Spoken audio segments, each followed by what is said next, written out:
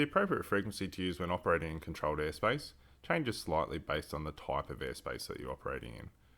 In Australia, there's two types of airspace which reach the ground. One is Class C airspace, which is looked after by a person in a radar room, and there is Class D airspace, which is looked after by a person in a tower. So in this case, we've got Melbourne CTR, or Melbourne Control Zone, and we can see that it's Class C airspace from surface to 1,500 feet. Additionally, in AvPlan, you can double tap, and we can see the airspace that reaches the ground is Melbourne Control Zone, and it is Class C airspace. So the appropriate frequency to use when you're operating within Class C airspace is the area frequency, or this FIA. We can see that it's in green, so the green lines on an aviation map is for the area frequency, and in this case it's Melbourne Centre on 135.7.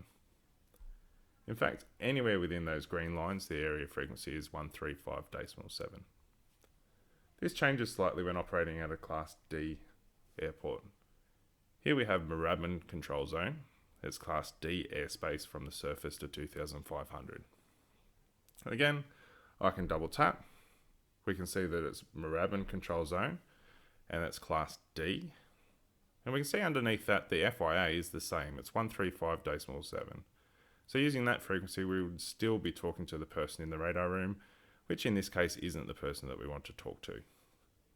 Class D airspace being looked after by a person in a tower, we're interested in the airport frequencies. In AvPlan, to obtain the airport frequency, single tap on the airport, select the airport, select comms, and a list of the frequencies will come up. You'll note here that there's multiple tower frequencies, and it's best to give the air traffic control unit a call to determine the appropriate frequency to operate on.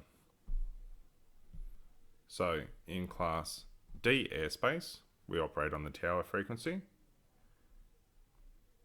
and in Class C airspace, we operate on the area frequency.